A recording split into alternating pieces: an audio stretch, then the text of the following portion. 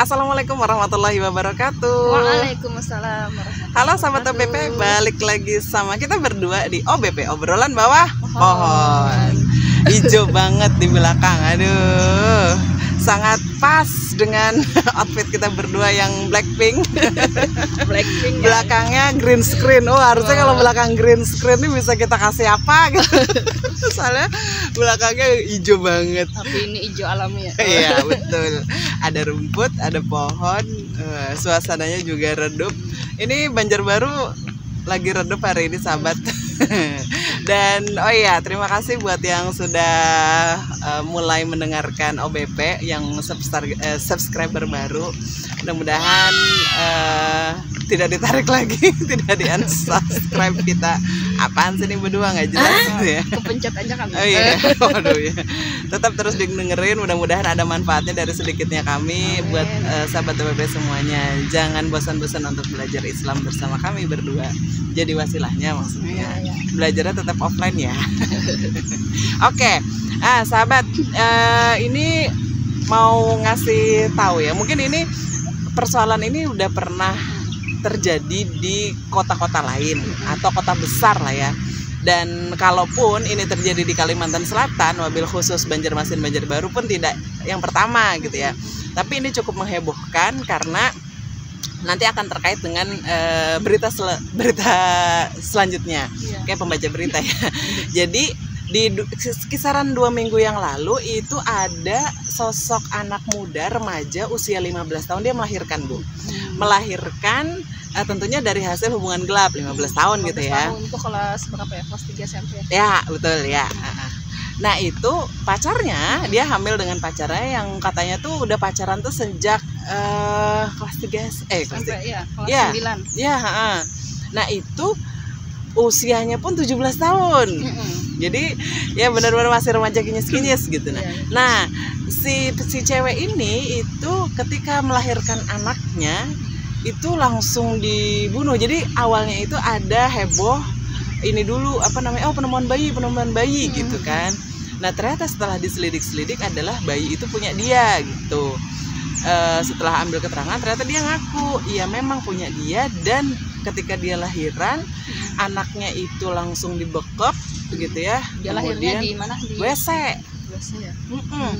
Kemudian setelah dibekap dipukul kepalanya si bayi, kemudian dibuang lewat ventilasi dan akhirnya kena ventilasi, itu meninggal lah.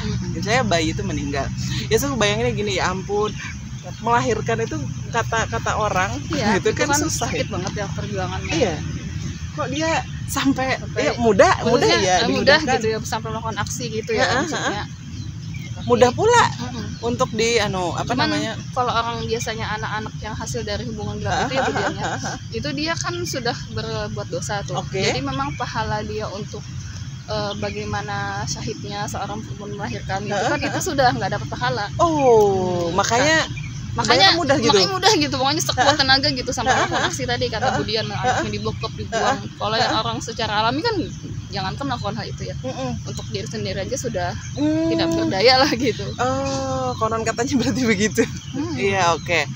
Nah, memang akhirnya dua orang ini akhirnya dapat hukuman ya. Jelas yang berlapis ya si cewek karena ngebunuh kan sampai menghilangkan nyawa. Cuman di sini kaitannya yang pertama kali mungkin kelihatan kalau sahabat OBP dapat berita ini mungkin marah-marah iya. Terus marahnya tuh karena bisa menghilangkan nyawa. Anak usia 15 tahun, anak sekecil itu bisa menghilangkan nyawa.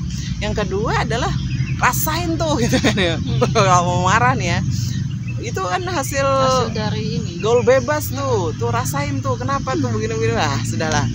Tahu ada yang lain juga, ya ampun kasihan ya, atau aduh apakah kamu broken home gitu sampai melakukan begitu dan lain-lain gitu. Ada itu respon dari kita semua pasti akan beragam. Tapi yang jelas berikutnya adalah kok iya dari beberapa hari yang lalu kita ngedengar ada berita juga Presiden Joko Widodo itu mengesahkan sebuah PP yang dia itu untuk penggunaan alat kontrasepsi, ya kan?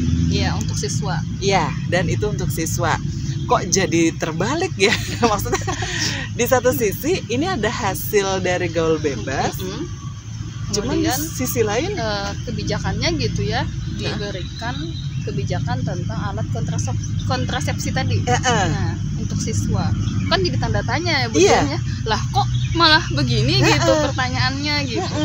Yang jadi pertanyaan kan budian kayak tadi kan budian itu kan ngeri ya, kasus 15 tahun coba dia sudah melahirkan gitu, punya anak dari hasil hubungan zina tadi. Itu kan nggak cuma satu. Maksudnya kasus ini nih banyak banget budian. Iya betul. Yang ketika ada orang tuh walimah, maksudnya dia nikah gitu ya. Tiba-tiba nggak sampai 9 bulan pernikahan udah lahir aja gitu bayinya. Itu tuh banyak banget yang kayak gitu yang tidak yang ditutup-tutupi, tapi kan itu nggak bisa ditutupi ya. Namanya juga manusia lahir. Nah, itu banyak banget ketika ini pas itu timbul-timbul kebijakannya malah begitu. Itu kan kayak kalau kita secara mikir nggak nyambung gitu. Tapi kalau bagi sistem sekuler kapitalis itu nyambung.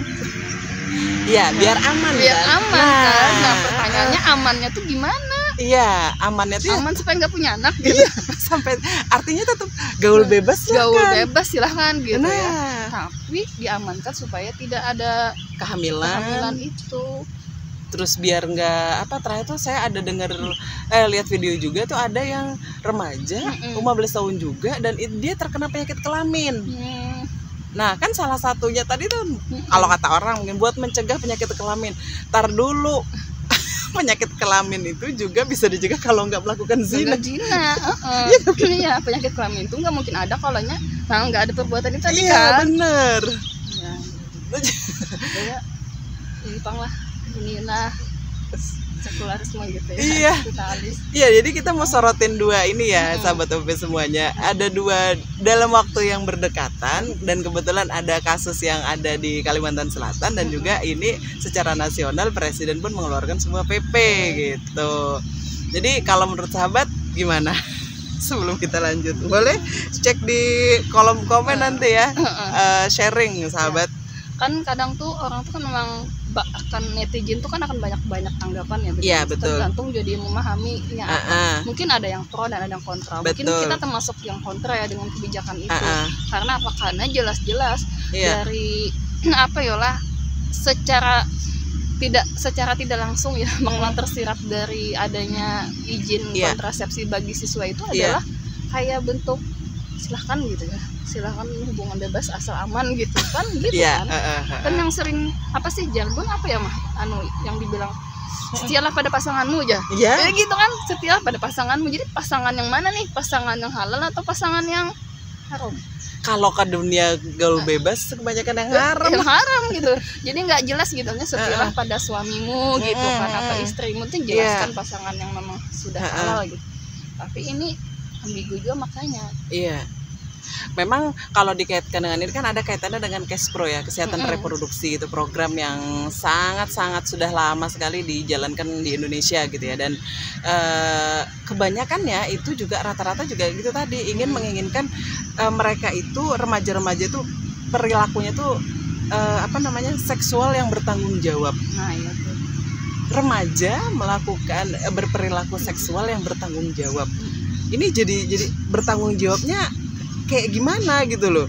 Kan akhirnya yang tetap yang tersirat dari kita adalah boleh bergaul bebas asal bertanggung jawab, tidak sampai hamil, tidak sampai mencederai masa depan dan lain-lain gitu kan.